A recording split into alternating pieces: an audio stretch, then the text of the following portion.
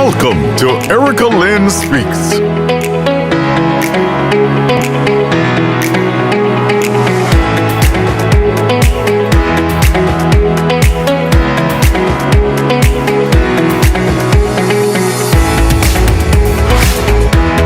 An inspirational, motivational conversation designed specifically to help you move forward. And now, here's Erica Lynn.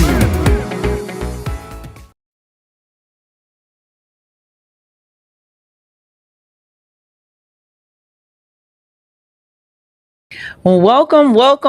This is your girl, Erica Lynn. I'm back. Welcome back to another wonderful episode of Erica Lynn Speaks podcast.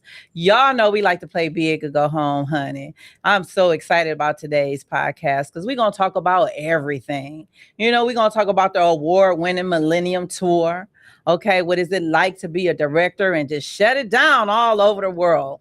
Most importantly, we're going to talk about health as wealth. Right? How important it is to take care of yourself and the things that matter, because you can't travel all around the world and not take care of yourself. You won't last long. So we're going to talk to my guest today, and he's going to share his story, some amazing things, some lives he's touched, some shows he directed. He's just going to put it down. Okay. His resume is remarkable and amazing. But before I bring my guest on the show today, I want to make sure you guys go ahead and subscribe to my YouTube channel. If you follow me on Facebook or LinkedIn, go on over to Erica Lynn Speaks on YouTube and hit that subscribe button. I keep telling y'all got to get that girl numbers up, okay? I keep showing up, y'all show up for me. All right. So, but before I bring my guest on, y'all know I got to give a shout out to my sponsor. So here's a shout out to today's sponsor. Experience the difference with Executive Transportation Services Network, your trusted leader in luxury ground transportation and concierge services. Our award-winning team delivers safe, reliable, and professional services every time. Call 734-770-8990. Choose Executive Transportation Services Network, where excellence rides with you.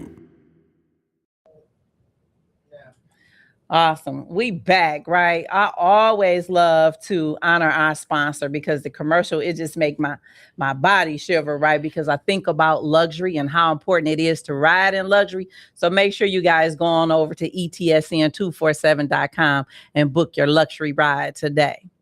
Well, without further ado, I'm just going to tell you a little bit about my guest today.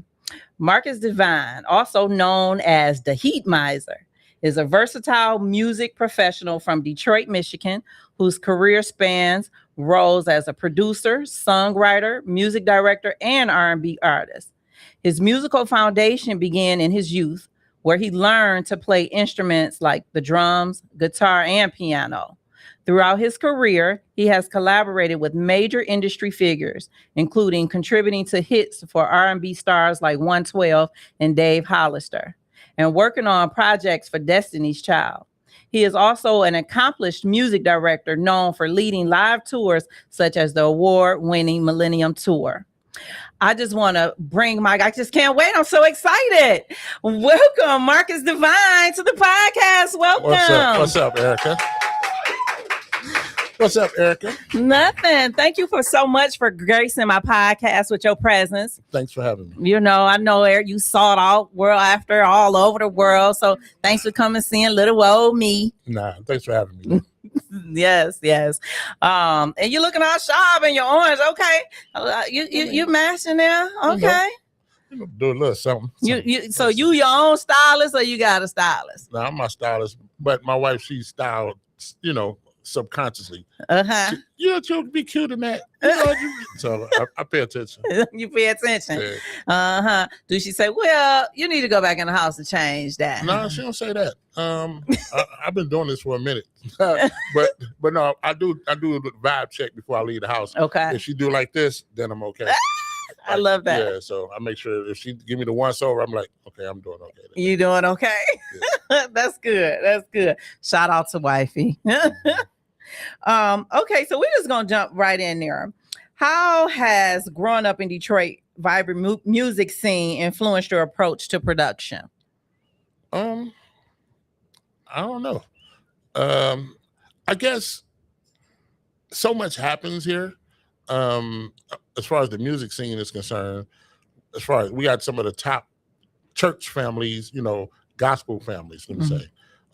So that's one aspect of the thing, because definitely started out in gospel, you know what I'm saying? But then you have the Motown, sound, as they say, that started here, So I guess I would have to say being able to be around all those different types of music, that helped me, when I was growing up. Because when you go into other states and you say, I'm from Detroit or Michigan, do people give you like high accolades, or they honor you or appreciate the fact that you from Michigan and this is where a lot of things started here? That's a good question.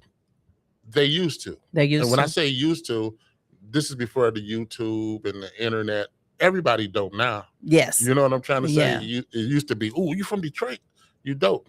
Now everybody get the chance to see everybody. So I could take from him, and never leave my house. So everybody's dope everywhere. I agree with that. So. I've heard it said that, you know how when you record an album and you hide it from the world, right, until you're ready to release it, then your album pop. But now, since social media, do you agree that you should just let one song go to the social media world to see how it pop, or do you still hide your album until it's ready to be released? I think all of that, everything you said is right. Okay. You know what I'm saying? I think you release a single if don't nobody know who you are, they don't know where to go get the record from. Yeah. So releasing that single is to tell the world, hey, my name is Marcus. This is what I do. You may have to release 2 or 3 of those to get everybody to pay attention, and then you hit them with the full body of work. I love that. So. I love that because what that does is, how some people are bigger in their head than they really are in the world. Yeah. And so you spent all this time and energy and money making this album, and then you set your listening party and you just spend all this money, and then it just goes nowhere because people don't know who you are. Yeah, I know a lot of those people. Yeah. And you might sound good, but there's so many other people that sound good too. I tell everybody, with the world we live in as far as social media, scrolling, you may scroll and be like, oh my God, I love this artist. They dope. But as soon as you flick your thumb again, I forgot about that artist that I just said was dope. And because you're going to scroll across another one that is just as dope. So, you know what I mean? It's kind of hard. You got to do something super special to stay on people's mind. I was just telling one of your people that work here about just asking me about my social media page. I said, my social media page is all over the place, but it's on purpose. You look for Marcus Devine every day. Like, what is he saying today? Yeah. What is he doing today? That's on purpose. Yeah. You know what I mean? So you there to see all the craziness, but then when I release a record, I make sure the music is just as good. So you pay attention to everything that's going on. Yeah. Yeah. So do you use AI a lot? Not a lot, but I will use it. Okay. You know what I mean? It's a tool like everything else. It's just like these lights. They wouldn't be able to see us without these lights. It's a tool. Yeah. You know what I'm saying? I think when you let it become who you are, it makes you stale, because if we all using the same tool the same way, then we all sound the same. Yeah. And I think that's what the problem is with AI musically now. People just want to throw their song in there, throw their prompt in there, because people are not even producers no more. I call them prompters now. You know what I mean? They put the prompt in, I want this record and I want this, and they shoot it out. Yeah. But they're not really the creator of it. You know what I'm saying? And it's started to feel a little stale. But I'm not against AI. Right. You know what I'm saying? Yeah. Well, I gotta admit, I had a nice wine and crying moment with this. Is this I can't even remember her name, but it's this AI, and it's this woman empowerment, and you got to feel good about yourself, and girl, love on yourself. And I was kind of going through something, and I was listening to it like, yeah, I'm a bad bee. I got this. You know what I'm saying? So it does have its good purposes as long as you understand what it is.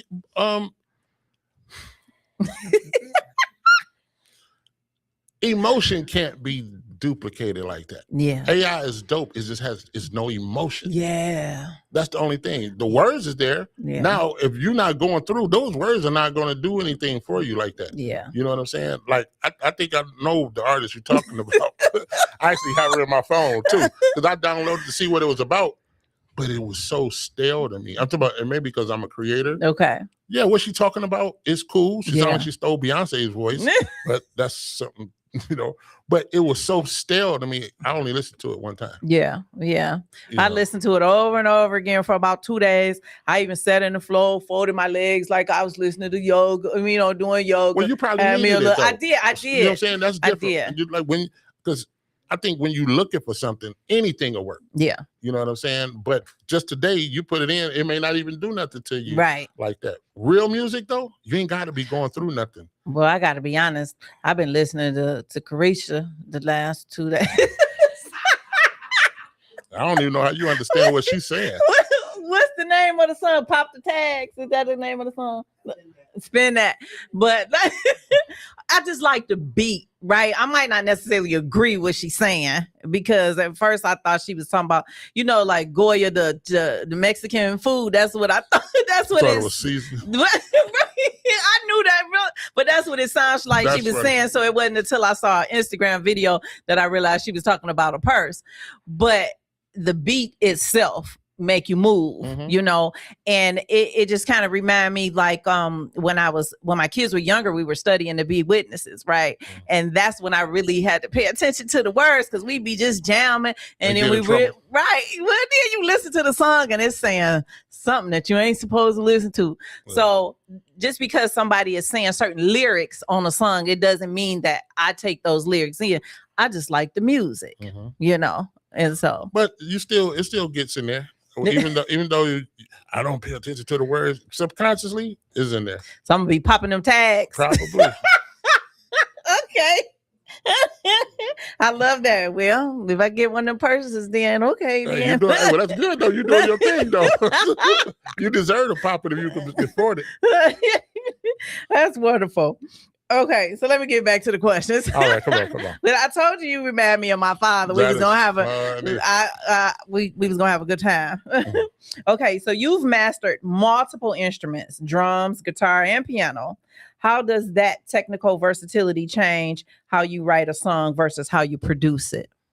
It's all the same to me. Even when I do music on stage, I'm producing. I'm not just up there playing. Like everything has its place. Everything. And the crazy thing, the instrument that should be on there is bass.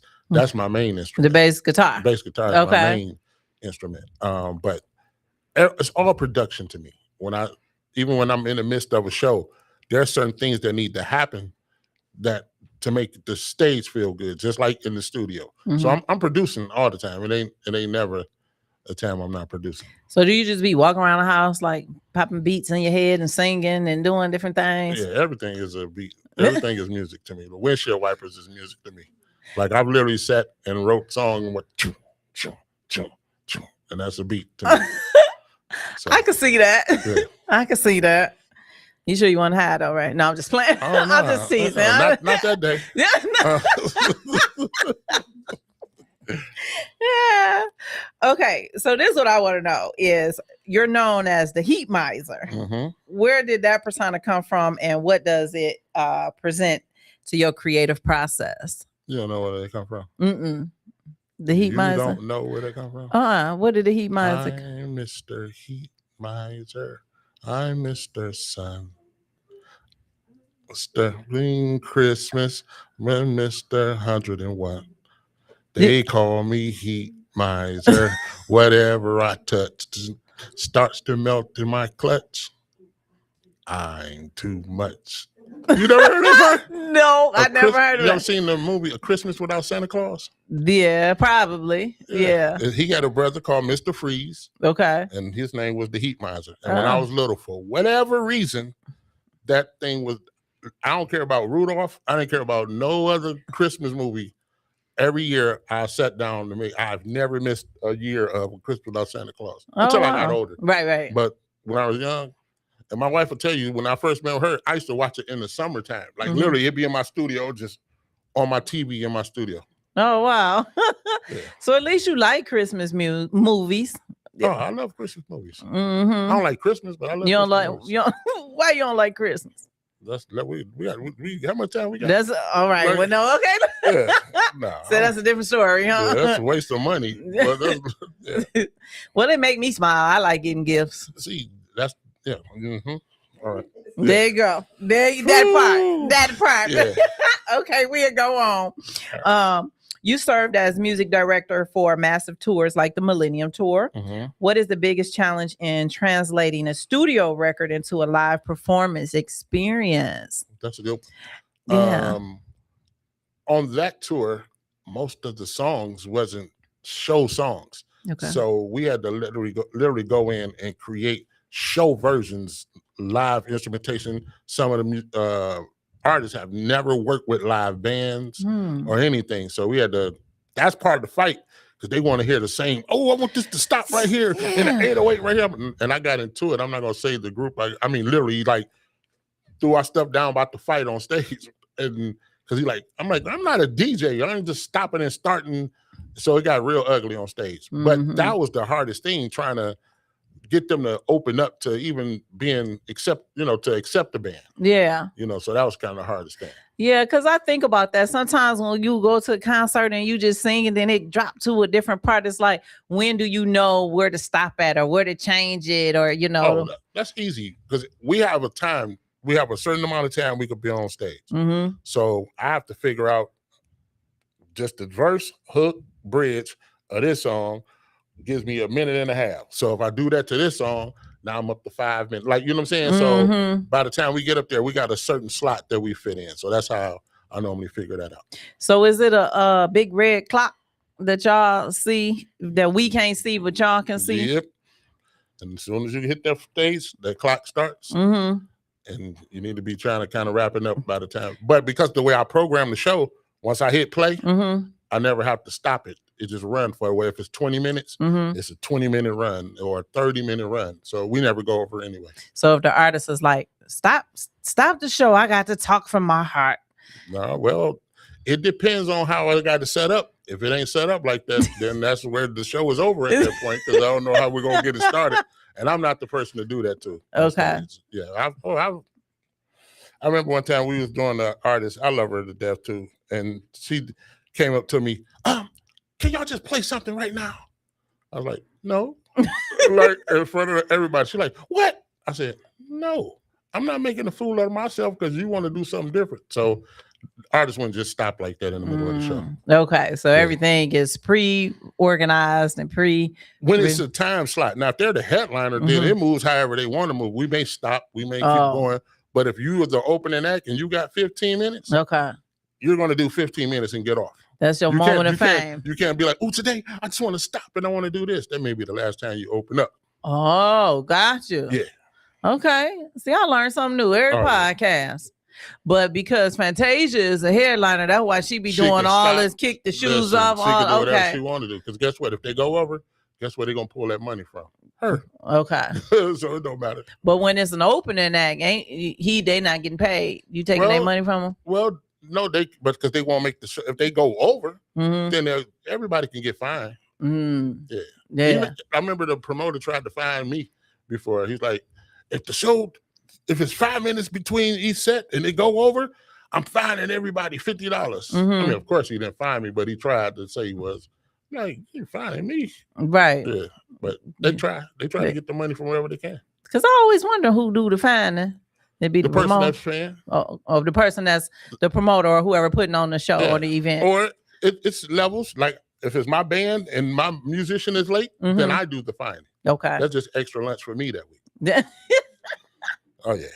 Okay. See, I learned something new. So when I put on my next event, I'm fine, and so I can buy lunch. That's it. No, hey, I'm telling you, laughing, it comes in handy. Trust me when I tell you. Thank you, Dre. I love that. Okay, so looking back at your work with the groups like 112, how has the R&B sound evolved since those early collaborations? That's a good question, though, because R&B is totally different now. But R&B is always evolving, though, and changing. It's different from when Smokey did it. You know what I mean? Marvin Gaye brought a different vibe. Then you know, everybody, R. Kelly, then you got Joe. Everybody brings a different thing. So I think it's all about whatever era you in, whatever era is in. So I'm with it. I think for me, the difference, and I could be wrong, is back then is like it made you feel like it was gonna come and wine you and dine you, and you know, it alluded to what was actually gonna happen. And the songs today is breaking it down, what's going down, so you get a full visual of what's happening. This is gonna be good. Tell me about it. Y'all don't want to be winding down no more. Not me, them. I want to be winding down. I wasn't saying. Yeah. I'm saying you was asking me a question about the music. I know. I Most took a women. Okay, there you go. Like there you go. Most women don't want to be winded down anymore because it's no courting. The way it is set up, you scroll. Oh, she hot. DM. Such and such and such and such. Ain't no courting no more. Yeah. So you get straight to it. Now the money, most of the chicks want to make their money. It's OnlyFans. I'm not courting an OnlyFans chick. Yeah. So why am I write a song about I want to make you feel like this? No, I want to smash, man. Yeah. Like, you know what I mean? So it gets straight to the point. So I think life has a lot to do with that. Yeah. You know what I'm saying? Yeah. Back then, you went over to a girl house, you took flowers, you took some for her mom too. Like that was the setup. You didn't go over there and take the girl out without seeing what's up to her daddy. Yeah. Yeah.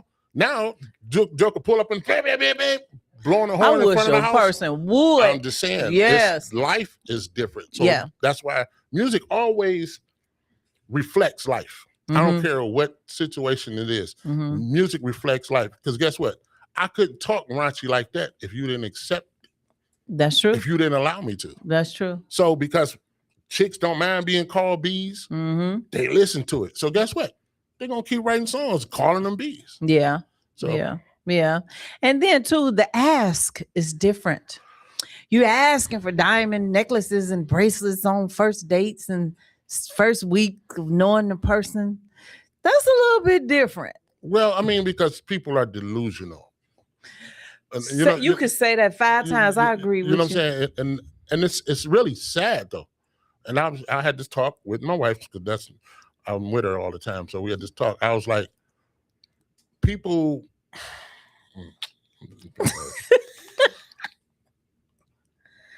Women, y'all. I think women are gods to me. Like, y'all are gods. I just don't think y'all know the power that we possess. Yes. And that's where it gets messed up. And because y'all are gods, that's what make the man attack y'all or not respect y'all, because it's almost kind of a, when somebody's in power, it's always somebody there to try to knock them down. So when you allow a man to do that to you, you let him take your power away. Y'all got the power. Yes. But you just don't use it right. Yes. You know what I'm saying? So you get into these situations and you make it about, oh, I need this purse. I need this such and such. Not understanding that's kind of low-key prostitution. Yeah. Not low-key. I'm just saying. But I'm saying it's of a different way. But if I called you a whore, you feel disrespected. But you're willing to get with me for the purse. Yes. Or the high-priced dinner. All of that. But if I say, you're a whore at the end of the night, I gave you the purse. I gave you the such and such. I gave you the money. Such and such. Okay, I'll talk to you later, whore. How dare you? You asked for it. Yeah. So. Yeah, no, I get it. And I say a lot of this generation don't have great relationships to model themselves after. They got YouTube and TikTok, and this is where they're getting their relationship guidance from. And it means a lot for us to stand up and still try to show the generation underneath us that this is what it's like to be a woman. Because we all made mistakes. Now, our generations, we did things too. But God. The difference between our generation is our stuff wasn't on social media. Yeah. But I'm going to tell you, that right there is that's why we don't talk. And nothing against what you said, but we look at life like that. Well, see, with us, it was really no different. And that's why we need to share what we went through. I agree. With the generation today. I agree. Once again, me and my wife just had this talk the other day. Life is nothing but full of bad decisions. Yes.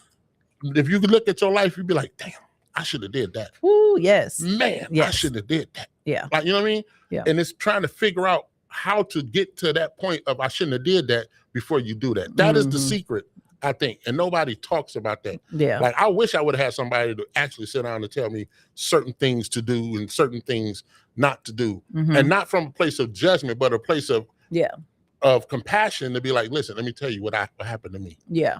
But it was given to me. You better not. You saying you better not, but I'm looking at your life. Yeah. Your life is effed up. Yeah. But you telling me what I better not do. So I'm kind of, it's like somebody telling you, you know how you get $1 million, but they got holes in their shoes and they dirty and they homeless. Yeah. I'm actually not listening to you. Well, you know what? And a lot of the social media advertisement is just saying, okay, I want to help you grow your business and make $1 million. If you actually go behind the camera, they don't have $1 million.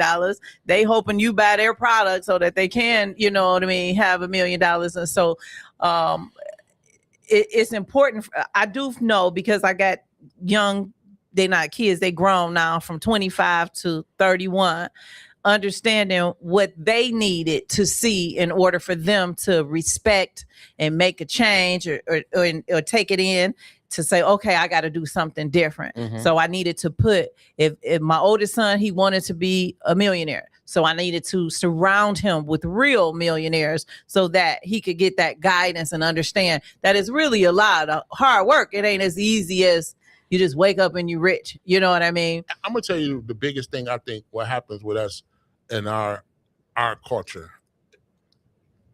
We're not taught worthiness. Okay. We're taught unworthiness. Okay. Our whole entire life, how unworthy you are, how you filthy rags, how this ain't this, and how you ain't this without that. I think that's the reason why we don't think we deserve anything. Yeah. Part of it is believing you deserve it. Yes. That's how you go out and get it. Yes. But if you sit there and be like, I believe one day I'm gonna get, I believe one day I'm gonna get, and you never take a step out to get it, you're never gonna have it. Right. So I think that's the first thing, that you deserve it. Yes. You deserve to have great things. Absolutely. You deserve to be good. So, you know, that's just how I live my life. Yeah. No, I agree with you, because my daughter says she's joined the Navy and she graduated and she'd already been promoted 3 times. Oh, wow. And so and she has like a top secret clearance position. And she said, Ma, you let me do this. Why you keep letting me do this? Because you could do it. You know, and so I pour into her. You could do it. Why she say let me do it? Because she's scared about going to the next level. Right. And so that's that thing that she tell herself, you just, every time I have a crazy idea, you let me do it. I did, because at 16 she moved, she went to college in Taiwan. So she skipped her senior year here and went straight to college in Taiwan, and then got offered a 4-year degree. So she stayed in Taiwan for college. And she go, every time I do something, you let me do it. Yes, because I need to show you something outside of what's in our norm. It's a whole different world out there. And if you leave Michigan, because you know, some people never even left 8 Mile. Some people, you know, to the south side of 8 Mile, some people have never even left Michigan. And when you leave, you get to see that it's just so much out here in the world that you don't have access to by just staying in one place. But I think once she realized that it ain't got nothing to do with you, it's gonna be magical for her. Yes. I think the problem is, say that to her. When you find out that it really ain't got nothing to do with Mom, that it's in you, all of these steps that you're taking and all of these moves that you're making, it's already in you. You got everything you need in you to go to the next step. And I think it's comfortable.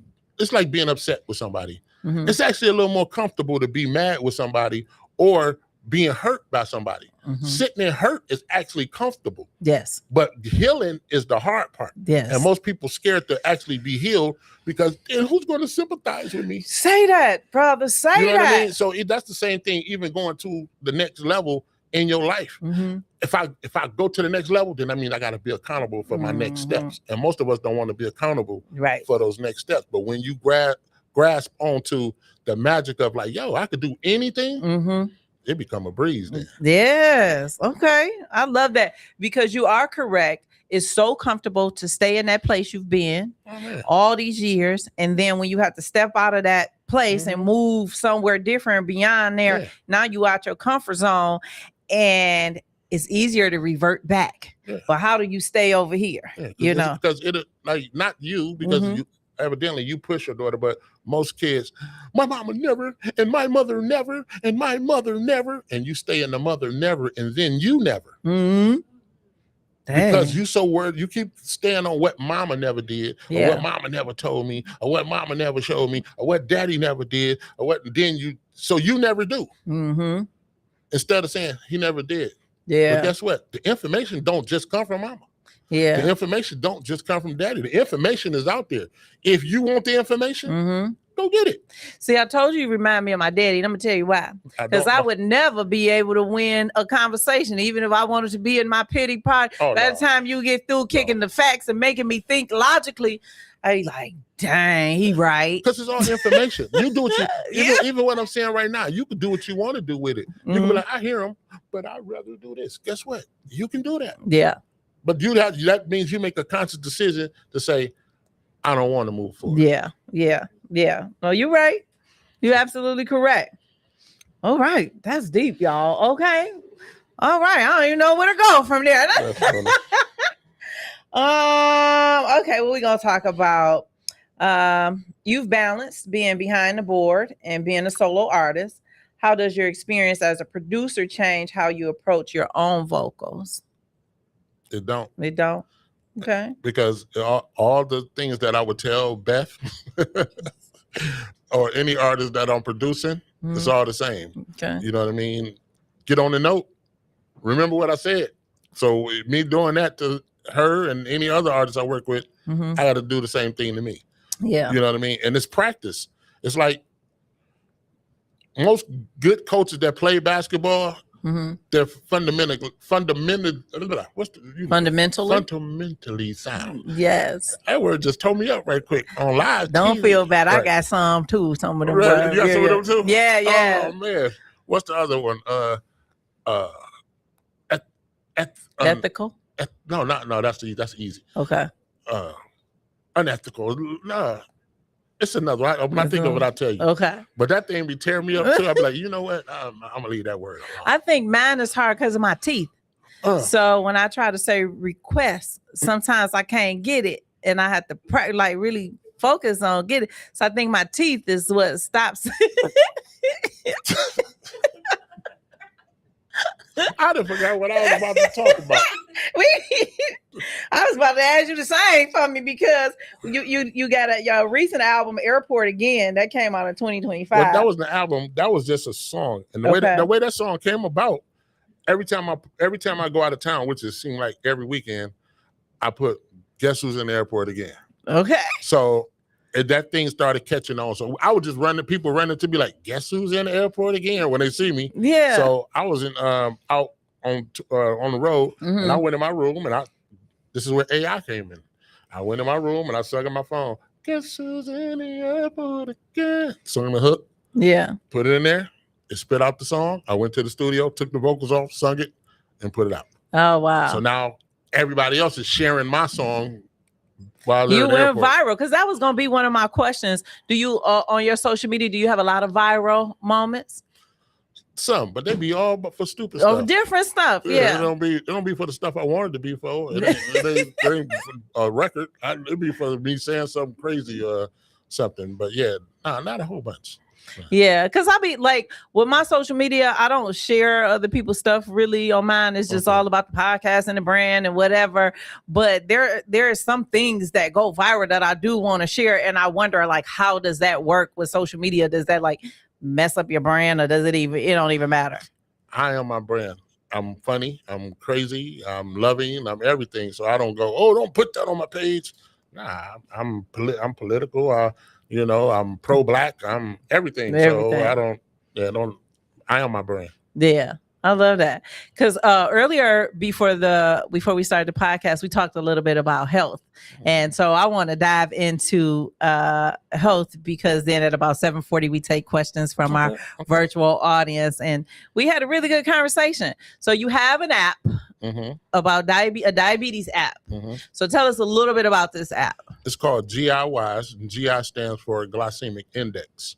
And the glycemic index is what tells you how your blood is affected by the sugar in whatever you eat. Okay. So if something is high, that means the impact on your blood sugar is immediate and it stays up long. Your blood sugar level stays up long. Medium is moderate, and low, it barely affects your blood sugar. So I was going through a situation where I thought I was just getting old, right? So my feet burning, and I'm like, man, my circulation is off, right?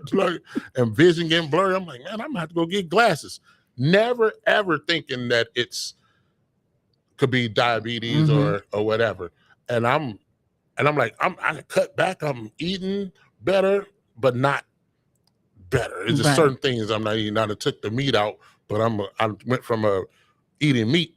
Now I'm a starchitarian. Everything is starch: potatoes, rice, pasta, bread. You know what I mean? So this is raising my blood sugar, and I'm not paying attention. So I was on the road and looked on my nightstand, and I had like 5 sweet teas. And I don't drink sweet tea like that. You know what I mean? And what else was getting me?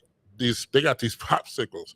I went on this popsicle rampage. Like when I say for about 6 months, it could be 10 o'clock at night. If I went to the freezer and there was none in there, I jumped in the car and went to Myers. Oh, wow. But not thinking, my body's like, I need sugar. Yeah. I need sugar. Yeah. I need sugar. I'm thinking, oh, these are some popsicles. I didn't cut back. I don't eat chips. I'm just eating popsicles, right?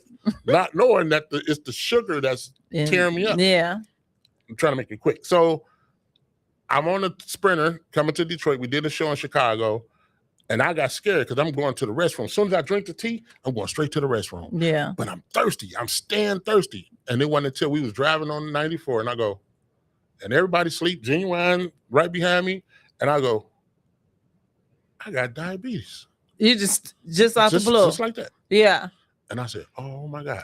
I got terrified on this thing because I ain't scared of nothing. No, I ain't scared of cancer. I'm not scared of nothing. But for whatever reason, diabetes terrified me. Right? Okay. I'm going, oh man, I think I got diabetes. So when I got to the next city, which was the Fox here in Detroit, they was like, yo, we got catering. We got such. I said, I ain't doing no catering. Because I already by the time we got to Detroit, I'd made up my mind what I'm going to do. I said, so I got in the dressing room. I said, just bring me the veggie tray. So all I ate was veggies that day. And the very next day, I started intermittent fasting and checking everything that I ate on the glycemic index. Okay. And I lost about 100 pounds since then. Wow. That's wonderful. I think that is so important because the neuropathy in my feet gone. Vision back. Everything. No, so you good to go. I'm great. You got 20/20 vision. I ain't gonna say 20/20.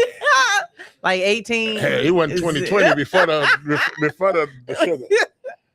But I think that's amazing that you created an app, right? Because a lot of people are on the sensors. A lot of people are on insulin pumps because they can't control their levels. A lot of patients that I come across, their A1C levels are like 11 and crazy. Right. And so it really makes me understand how important it is what I do as far as making, because I study policy for all the insurance companies. So I have to make sure that you qualify for this particular sensor or insulin pump. And in order to qualify, realistically, your levels, your A1C has to be 7.0 or higher. Your hypoglycemic levels has to be greater than 54 milligrams / deciliters. But as you and I talked about it before the podcast, that's really high. Super high. And I'm going to tell you this, for me, all of those things are great because everybody got to make a check. My approach to it is that they don't need your insurance. You know what I mean? Because like I said earlier, most people don't want to be accountable. Yes. Like even creating the app to show you like, yo, and this is no fluff. I'm showing you I done lost 100 pounds and I'm showing you how I did it. No exercise. I'm talking about since I started with the sugar situation, I haven't been to the gym one day and lost 100 pounds. Just watching what you eat and intermittent fasting. But it's being accountable. Most people, you got to make them sign up for the app. It's only $2.99. But that means they got to watch what they do. Yes, you got to be held accountable. Fall out of love with all the things that's killing them. Yes, most people aren't in love with the things that's killing them. Like they can't let that thing go. So because I can't let it go, give me your medicine. Mm-hmm. Give me the thing. I'll take the medicine. So I can eat the bad thing and then just take the medicine. medicine. Okay, you got people who got high blood pressure. Like, I know I ain't supposed to eat no ribs, but give me the ribs and give me my blood pressure medicine. Yeah. Like, you know what I mean? Yeah.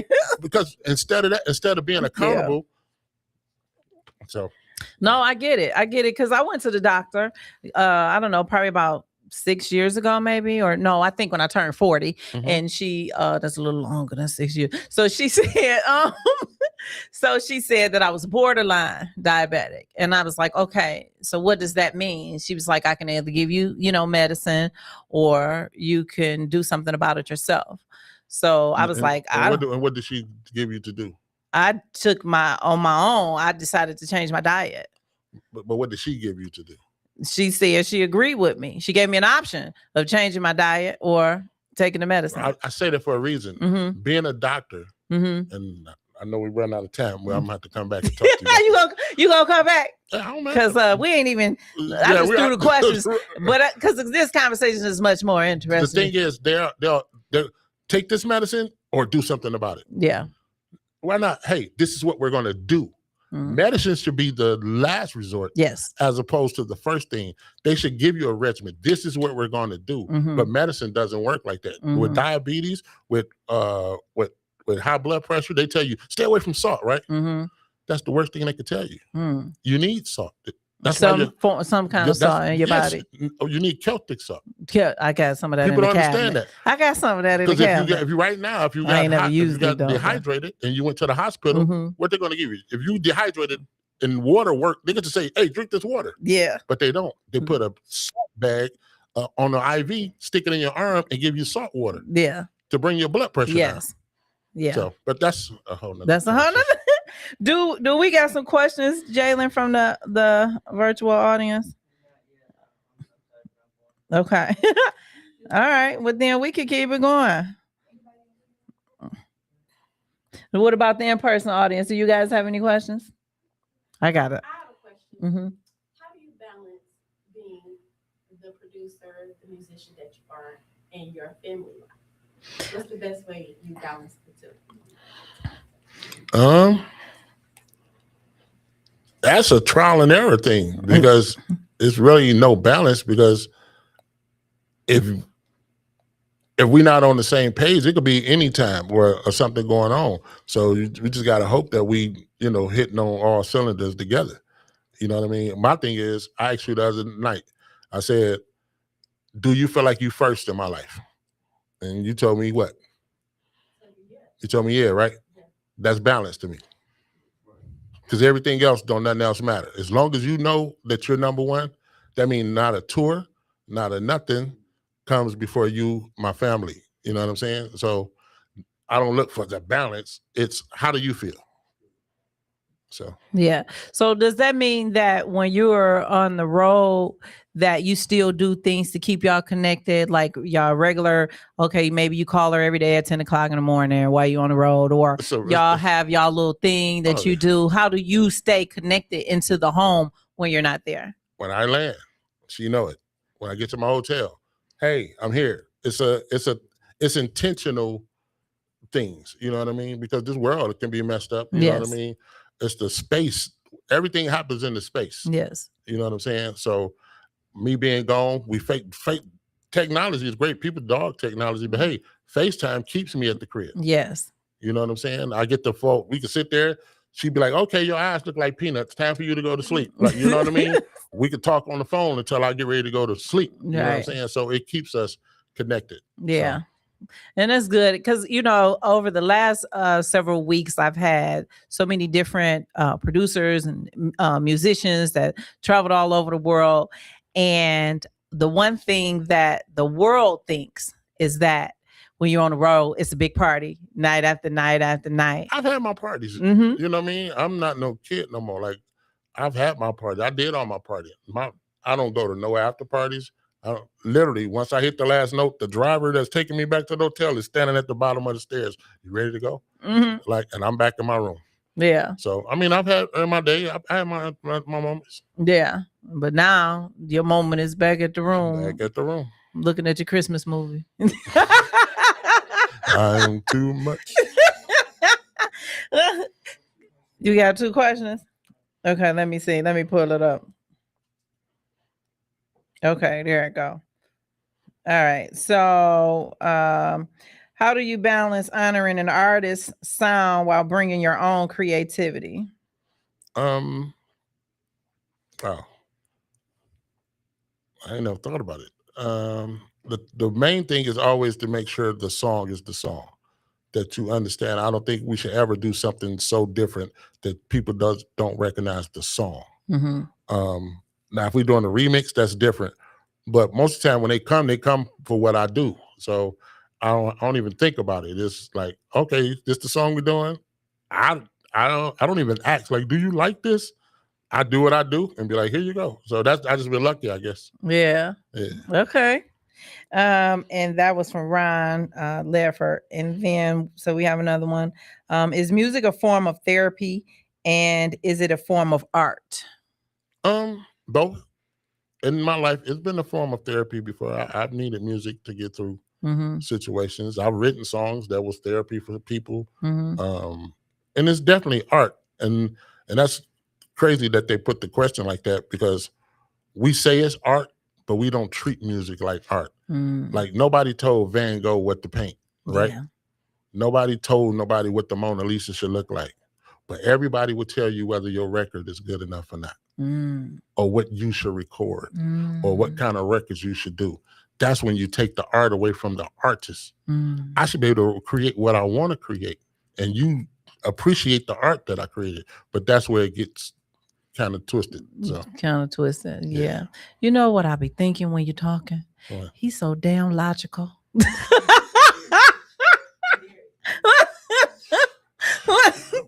And then what they always say, women are emotional, men are logical. And I was like, she probably don't win many arguments because he's so logical. but even being logical, I can't be logical on just for you. I got to be logical for me too. Like, so if she says something that makes sense, I gotta absolutely. It gotta make sense to me, even if I don't want to swallow it. Yeah, it's got to make sense on both sides. Like, you know what I mean? So sometimes as a woman, I just want to be emotional. I don't care if it don't make sense. Just suck it and take it in for a moment. I can do it. Nah, it ain't all that often, but sometimes we just in the moment and we in our mood, and that's okay. It's human. We're human. So let me walk away then. Let me cool off, because I got to have this is the way it is sometimes. But then when you deal with a logical person, they don't allow you to have those moments. No. Baby, let's talk about it. Baby, let's work it out. Why are you feeling that way? Can we talk about how you're feeling? Please tell me how you're feeling. Listen, what is that going to do? For I ain't being funny. No, I get it. I feel like this. If you can say I feel like this, and you know there's nothing credible about the way you feel, what makes you think I should go ahead and buy into that? I don't know. You got a good question. See what I'm saying? You don't logic me on my own show, okay? That's what that part. See how that go?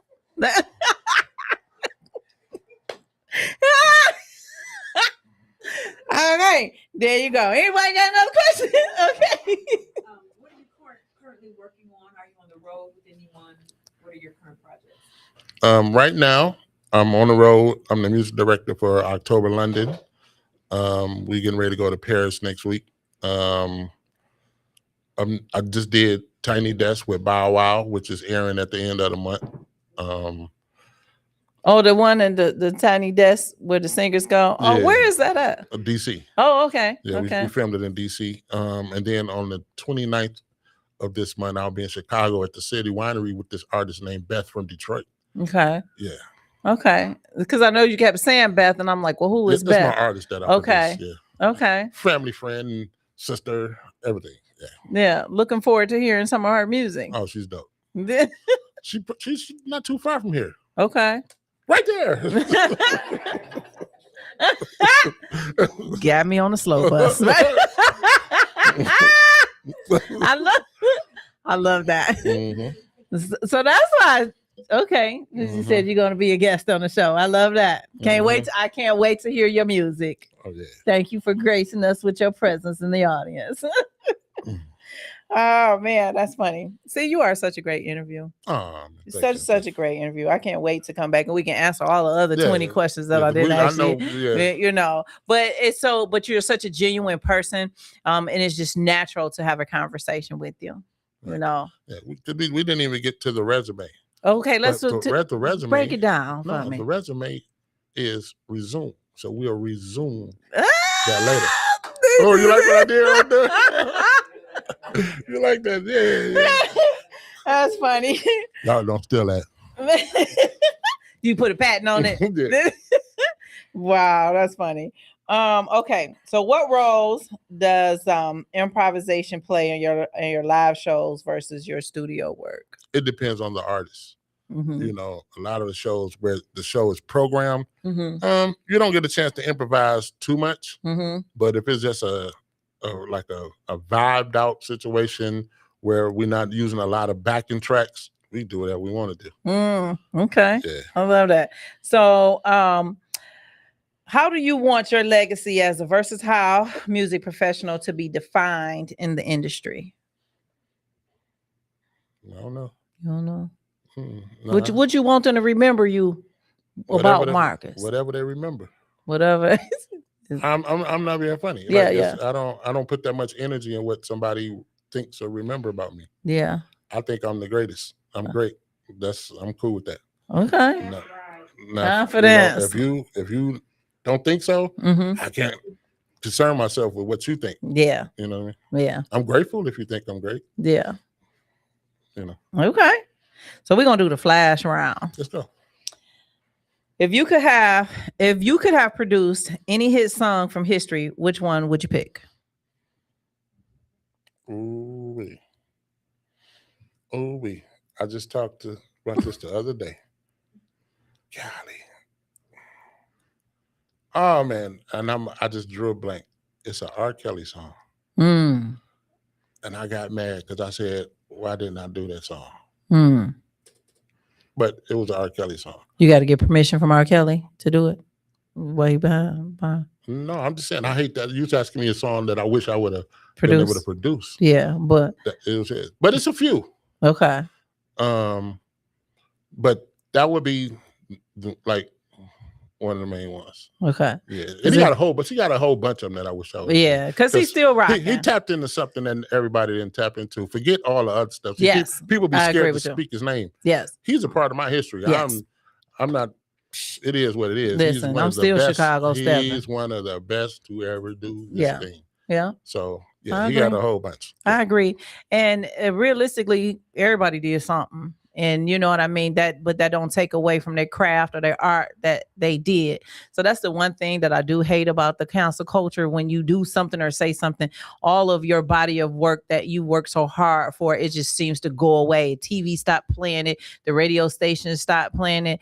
And so, and even if you mention that person, then people shun you and shut you down. And I understand both sides of it, though. Yes. I mean, because if we continue to support and battle record, we fund the foolishness. Yeah. You know what I mean? But you can't tell me if Step in the Name of Love come on and I'm at the club, we got to be like, oh, everybody sit down.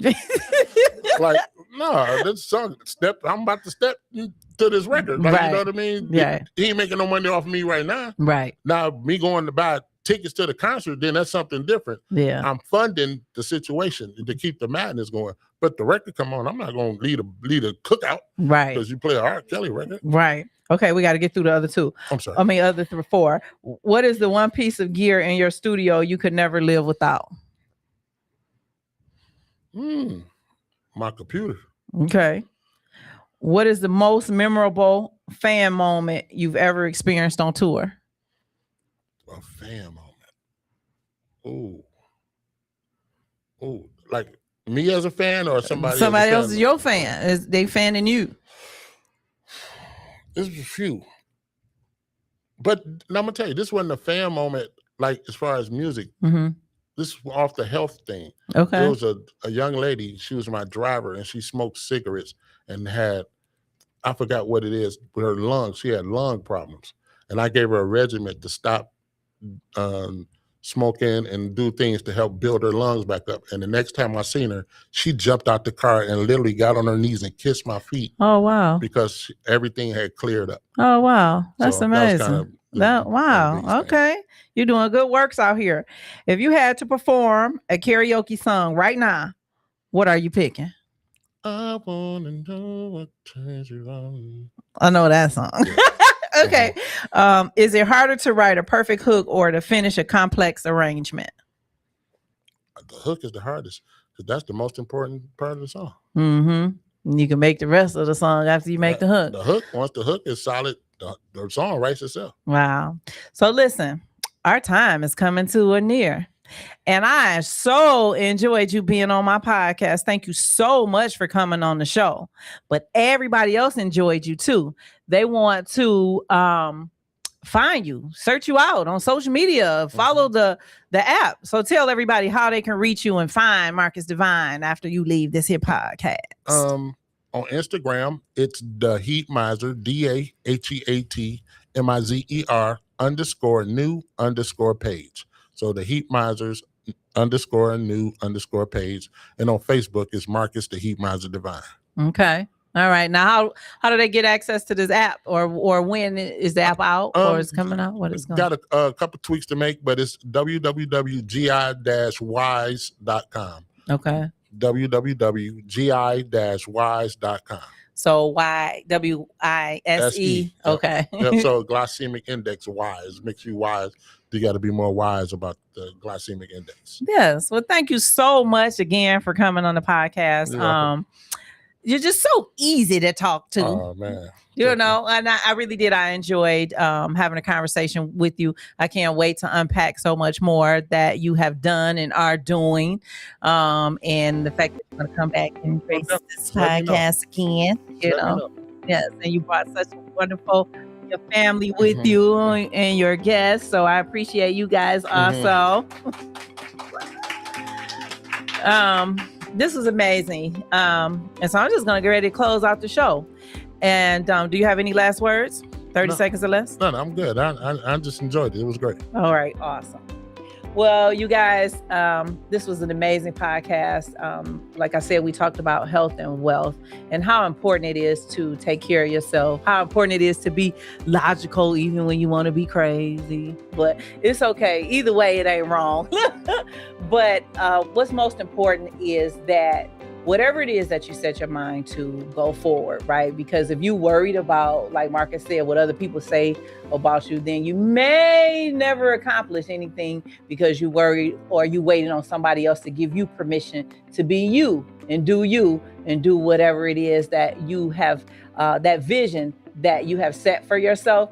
So I don't want you to just sit in a room all day and just visualize and never act on what it is that you have to do. But I want you to continue to move forward. Like the Bible says, write your vision, make it plain. So write it down, make it plain, and walk into it and allow you to go forth in it. So that's my time. And I just appreciate everybody for tuning in to this week's episode of Erica Lynn Speaks Podcast. Next week, we got a Jamaican band on the show. And so I want you guys to tune in to hear some good music and feel good. And so I'm just excited and I'm just grateful and thankful that all of you guys always tune in.